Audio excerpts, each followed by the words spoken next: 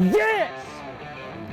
Woo! How about day 4? Ronnie Moore in the Bassmaster Studios, and here's your Rapala Bassmaster Fantasy Fishing preview for Santee Cooper. I'm going to take you through my 5 picks that I'm going to pick for the 7th stop of the Bassmaster Elite Series. I'm also going to take you through some picks that are maybe low percentage, high percentage based on how you want your strategy to play out. So for my team, it's going to be straightforward. I like the shallow water anglers that deal with top water a lot. And Drew Cook is going to be my bucket A pick. The Floridian, now moved to Georgia, is very comfortable fishing those shallow fisheries like the St. John's, like Santee Cooper. I can see him locking a top water and a flipping stick in his hand all week long around the cypress trees and the plenty of cover at Santee Cooper. Bucket B, I'm going to go with a lower-owned angler, Jake Whitaker, and I'm picking him because his tendency to pick up a wacky rig. He loves a wacky rig, he loves top water, and when you're fishing that shallow around the base of a lot of different types of structure, sometimes the best bait is a wacky worm. So Jake Whitaker in bucket B.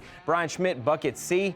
He is going to be my pick strictly because of his knowledge of here. Not a lot of Elite Series anglers have fished Santee Cooper. Our only Elite Series event is back in 2006. So Brian Schmidt with experience, albeit in the spring, he does know how to get around this place, and he's going to be one to watch in bucket C. Bucket D, it's going to be on that top water theme again. Kobe Krieger, if we're going to pick a guy that might land all of his fish on top water or throw a lot of different looks at him on top water, whether it's a popper, a frog, a buzz bait, maybe a walking bait, a fluke, things like that. Kobe Krieger is a top water specialist, and he's one to watch in bucket D. Robbie Latuso, bucket E. He is my Cajun out of the lineup. You'd think when you think about cypress trees, you think about the low country of South Carolina. And you also think about Louisiana. And in Louisiana, Robbie Latuso, that's all he does is fish cypress trees. I'd expect him to be a good pick in bucket E. When it comes to high percentage picks, though, you want to figure out, hey, is this guy worth it or not? When it comes down to it, there's quite a few people who are picked at that 15% or more, and that's what I'm going to consider maybe a high-risk pick or a high percentage pick. Are they worth the asking price? Right here in bucket B, there's multiple anglers. You've got Patrick Walters, Todd Auten, and Brandon Cobb. They're all at 20+%.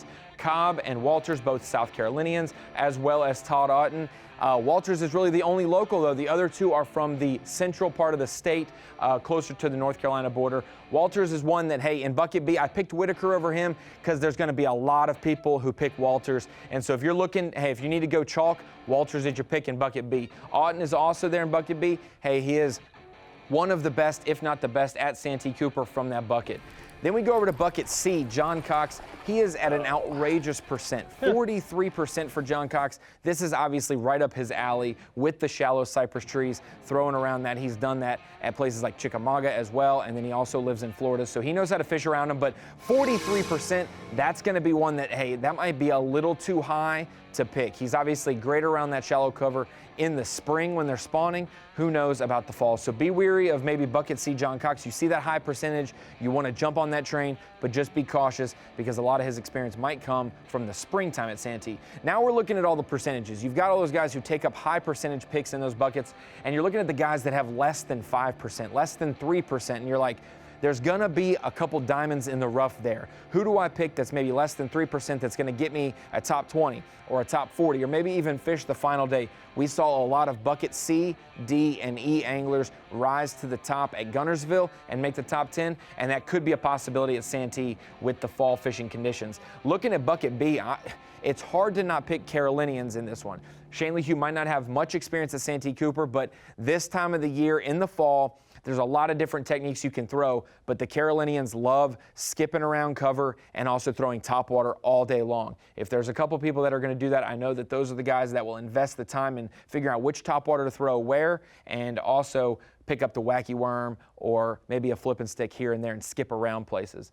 When I'm looking at bucket D, Kyle Monty, very low percentage, but he's gonna be used to fishing very, very shallow cover. He fishes at Lake Okeechobee, lives and guides there. He's gonna be very comfortable in the low country of South Carolina. And then Rob Dye in bucket E.